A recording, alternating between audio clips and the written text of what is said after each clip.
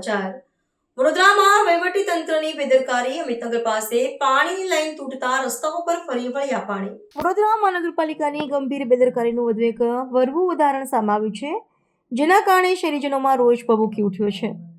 શહેરના વ્યસ્ત ગણાતા અમિતનગર વિસ્તારમાં પીવાના પાણીની મુખ્ય લાઈનમાં અચાનક મોટું ભંગાણ સર્જાતા લાખો લીટર શુદ્ધ પાણી રસ્તા પર ફરી વળ્યું હતું।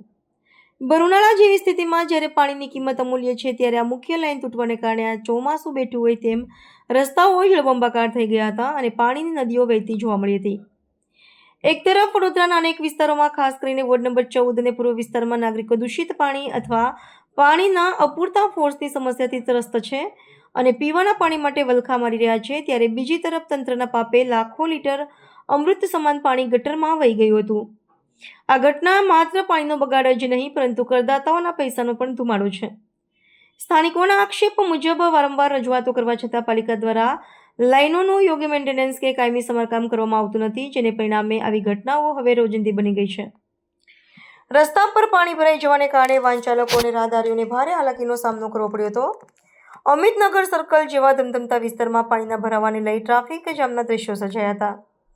જાગૃત નાગરિકો અને વિપક્ષ દ્વારા માંગ કરવામાં આવી છે કે કોર્પોરેશન દ્વારા તાત્કાલિક ધોરણે આ લાઇનનું સમારકામ કરવામાં આવે અને ભવિષ્યમાં આવી બેદરકારી બદલ જવાબદાર અધિકારીઓ સામે કડક પગલાં લેવામાં આવે, જેથી પાણીનો આવો ગુનાહિત વેડફાટ અટકાવી શકાય।